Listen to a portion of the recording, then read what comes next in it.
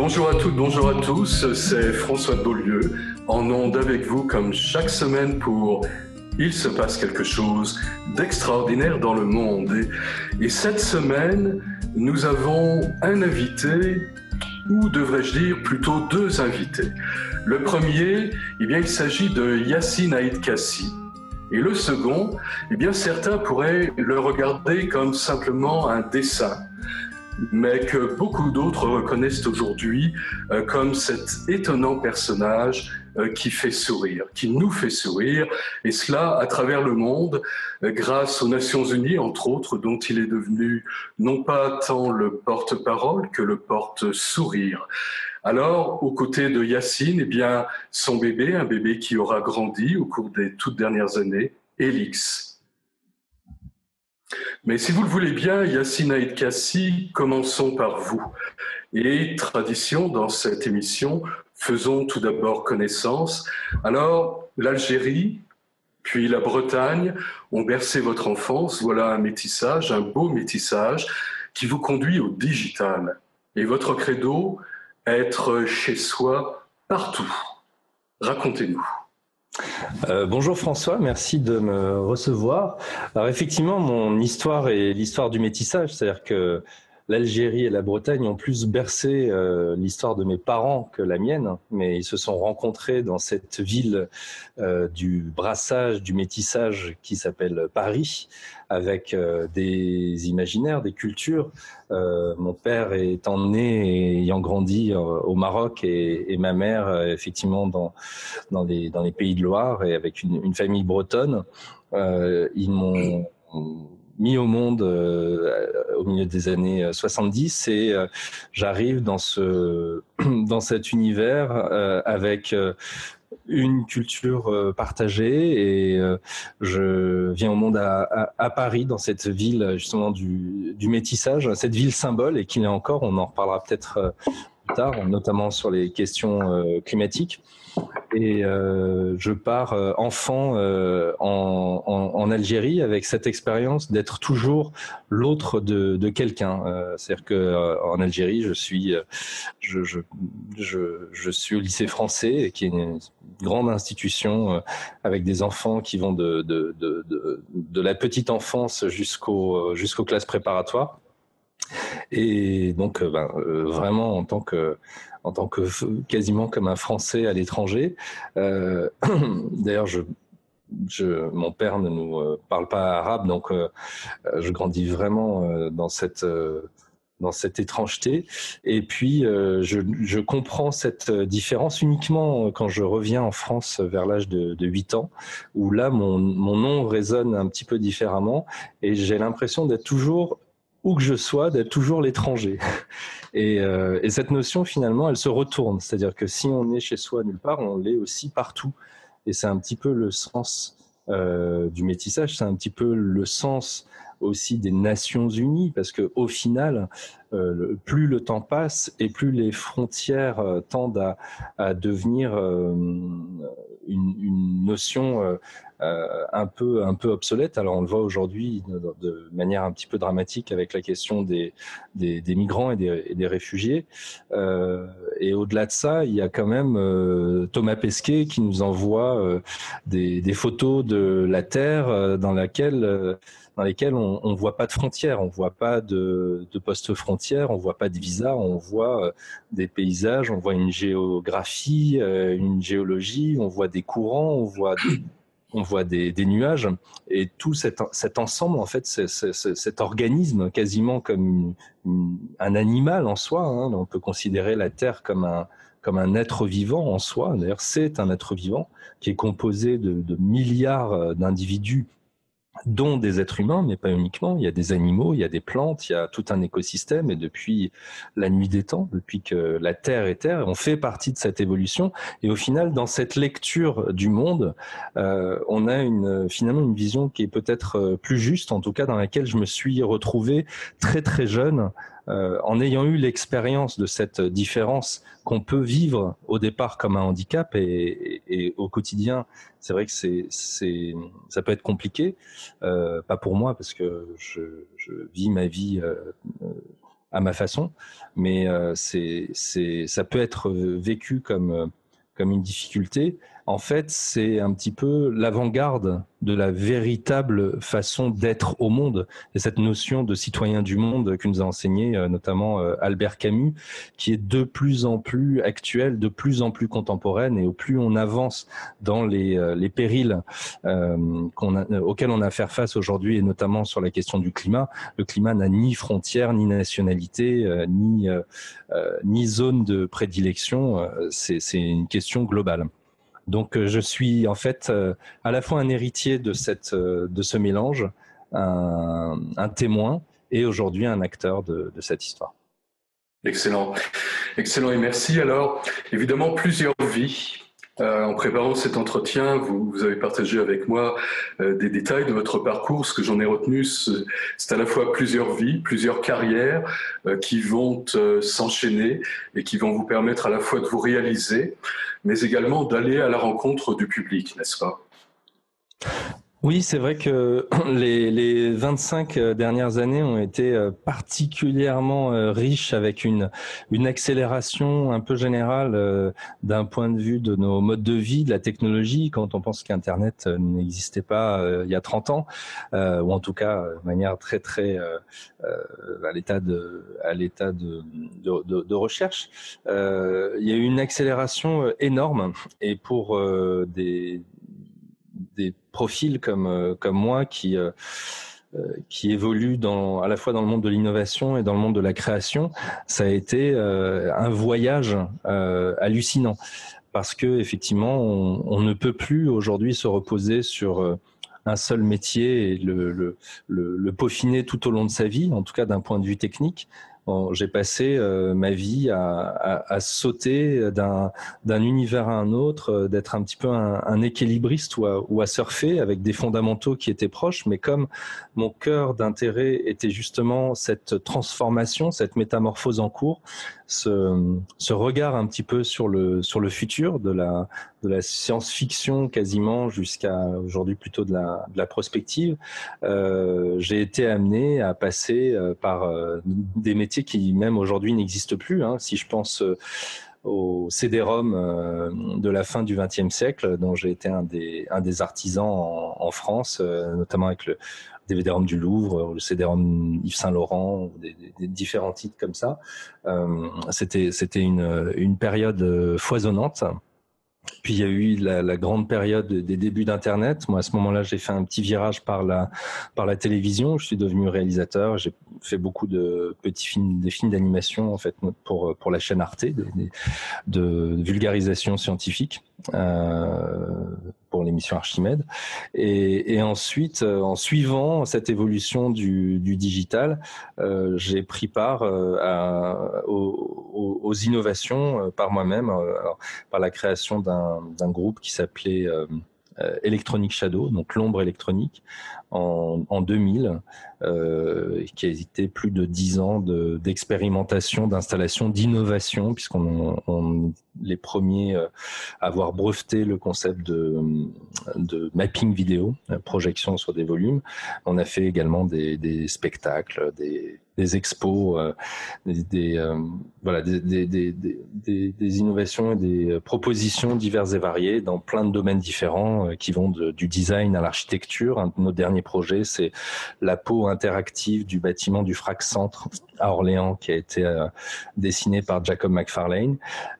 Et donc voilà, c'est un enfilage d'expériences qui m'a amené jusqu'à et de propositions parfois sophistiquées qui au final m'ont amené à me repositionner et à découvrir, puisque finalement c'est une invention autant qu'une découverte, Helix, le jour où il est venu au monde, et ce dialogue qui a commencé à s'instaurer, puisque encore une fois il y a quelque chose pour moi de cohérent, et c'est une suite logique avec ce que j'ai fait précédemment et dans cette histoire du digital.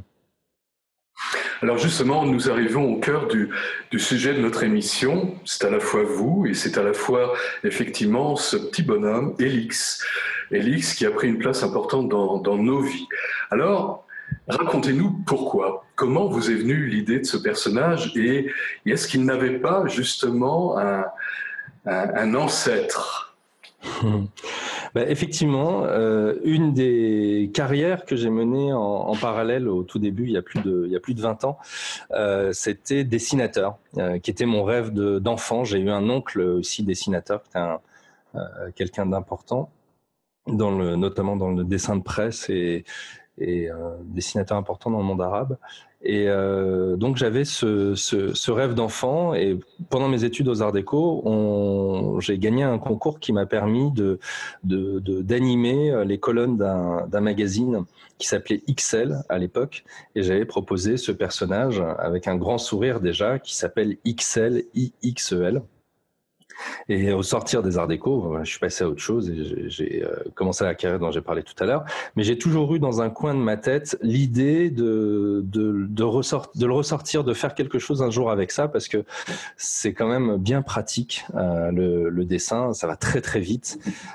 Entre une idée qu'on a en tête et le partage avec le public, c'est beaucoup plus rapide que effectivement des techniques plus complexes. Et puis il y a quelque chose d'immédiat, il y a quelque chose qui nous relie au dessinateur. Et de fait, quand je suis revenu au dessin, mais avec ce parcours dans le digital et dans la technologie, finalement j'y ai retrouvé quelque chose d'essentiel, quelque chose qui va à l'essence déjà d'un point de vue technique, puisque l'outil primordial, principal pour dessiner, c'est celui-là. C'est une interface, enfin c'est les deux, c'est la main et le cerveau, qui sont justement les interfaces qu'on cherche à imiter aujourd'hui avec la technologie. Et on a encore un petit peu d'avance, mais pour plus très longtemps. Là où justement la technologie devient assez vite obsolète. Moi, j'ai déjà vécu dans ma carrière l'expérience de développer un savoir-faire sur une technologie qui du jour au lendemain devient obsolète parce qu'un éditeur a revendu sa techno à un autre éditeur, par exemple. Mais je suis pas le seul. Et puis les notions de mise à jour, les notions de ne pas être maître de son outil, d'une part, et d'autre part, cette foison de technologie qui a redonné vie, en fait, qui a redonné une dimension magique au fait d'utiliser sa main. Là où à un moment donné, c'était quasiment devenu ringard, en fait, fallait que toutes les images soient sophistiquées, 3D, des montages pas possibles. On a fini par se lasser de voir des images complexes. On a fini par ne plus être impressionné de rien, film après film, de voir des dinosaures, des monstres pas possibles. Bon, oui, ok, on sait faire ça. Mais revenir au dessin, du coup, ça devient une espèce d'acte de résistance de l'imaginaire.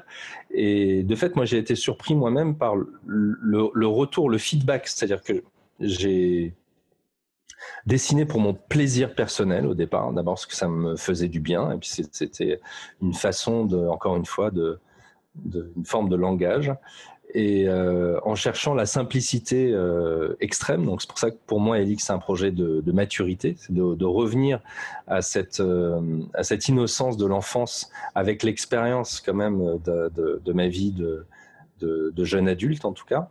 Et ce dialogue qui s'instaure pour rechercher vraiment la plus grande simplicité et un message qui puisse s'adresser à n'importe qui. Quand on crée un personnage, en général, on va chercher à le caractériser.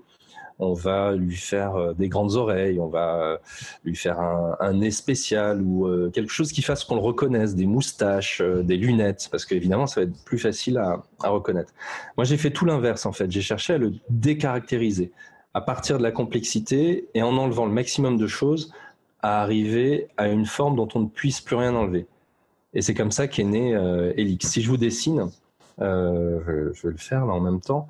Si je vous dessine le même personnage avec, voilà, je vais faire des yeux comme ça, il sourit, donc là vous reconnaissez Helix, et si je lui rajoute un nez, alors c'est terminé, on est sur autre chose, on est sur une caractérisation, et d'ailleurs on reconnaît absolument plus Helix.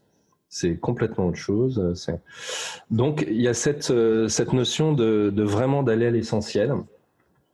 Et d'avoir finalement un média, parce que dans cette ère digitale, le langage impose une culture d'origine. On revient à la question de tout à l'heure. Si je m'exprime en français, je vais m'adresser à un public francophone. Si je m'exprime en anglais, je vais m'adresser peut-être à un plus large public, en espagnol, en chinois, mais on est toujours sur des zones particulières, alors que le dessin est un message universel. Tout le monde peut le comprendre. Ou pas, justement, parce qu'il y a cette dimension culturelle. Mais en tout cas, tout le monde peut l'interpréter, tout le monde comprend le dessin. Ensuite, la signification, c'est encore autre chose, c'est encore un autre débat, et malheureusement, on l'a vu de manière dramatique ces dernières années. Le dessin multiplié par le digital, c'est un langage universel. Et c'est justement dans cet univers digital que je pratique du coup depuis ses débuts que j'y ai vu une façon d'exprimer des valeurs qui soient de l'ordre de l'universel. Donc en partant de ces points communs, le dessin, comme je l'ai dit, tout le monde a dessiné. On peut prendre n'importe qui sur la planète, à un moment ou à un autre, il a dessiné. Ce moment, en général, c'est l'enfance. Donc ça, c'est le deuxième point commun, parce que tous les êtres vivants de la planète, tous les êtres humains, ont été des enfants. C'est impossible autrement.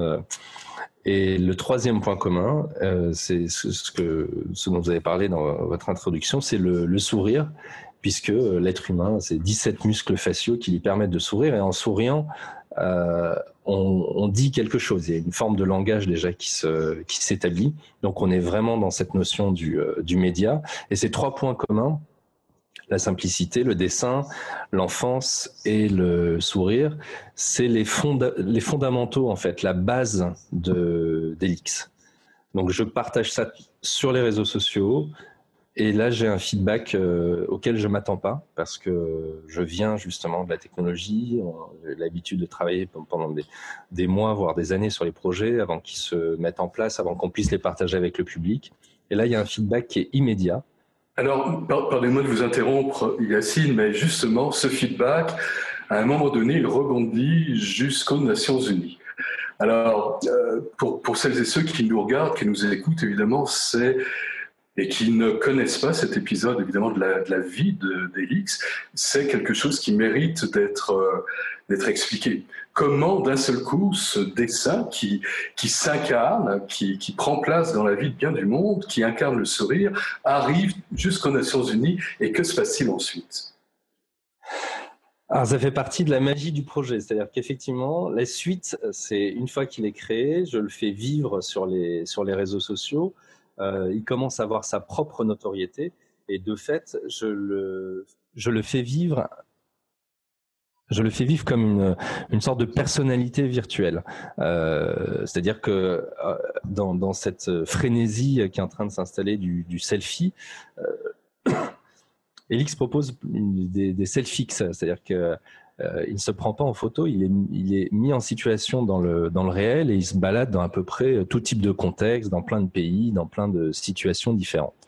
Et en parallèle, moi je garde en tête l'histoire que je vous ai racontée au début, et cette notion d'universalité qui me tient à cœur et qui est dans mon essence même.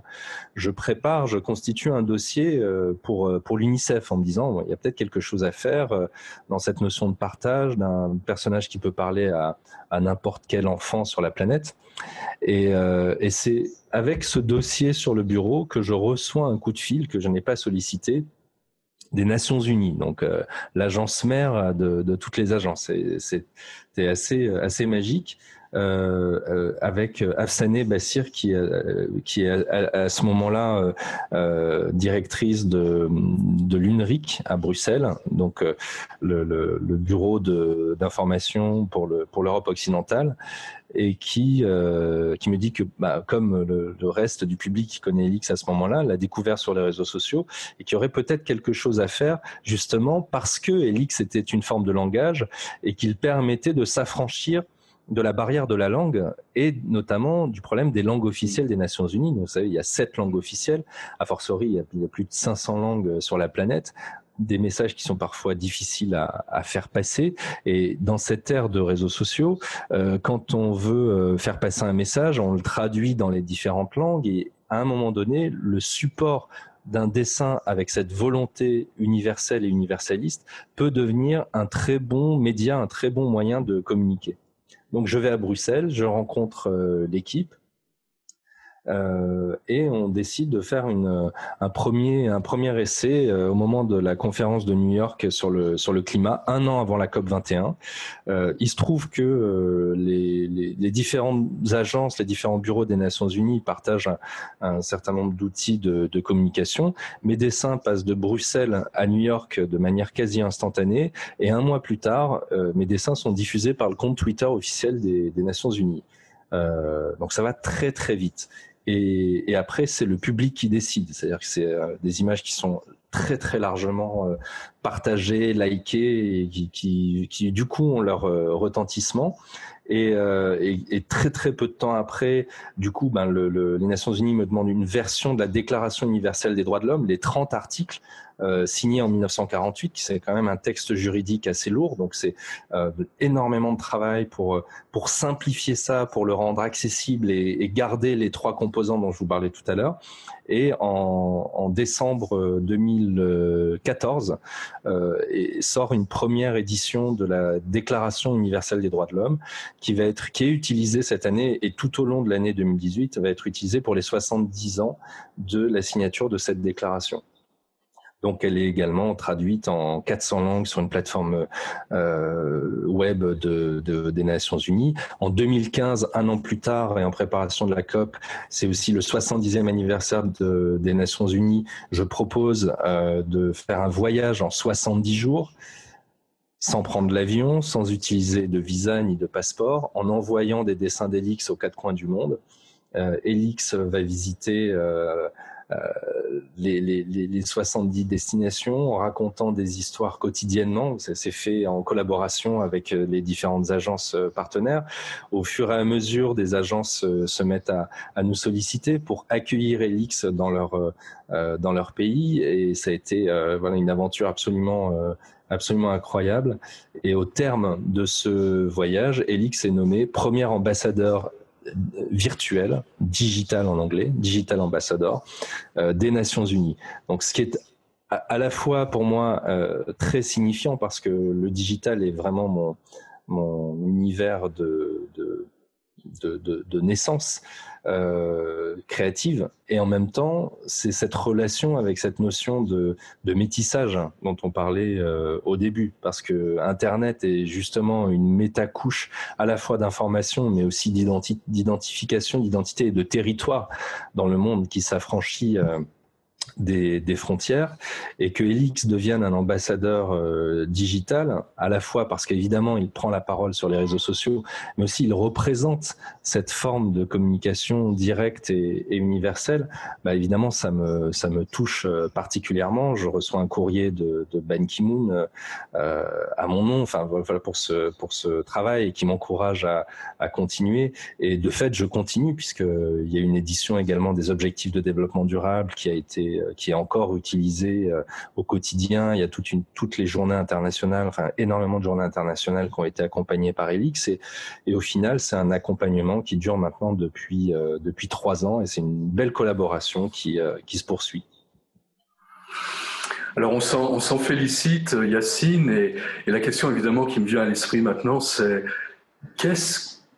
où est-ce que vous voyez, et où est-ce que vous voyez Elix dans les 5 prochaines années?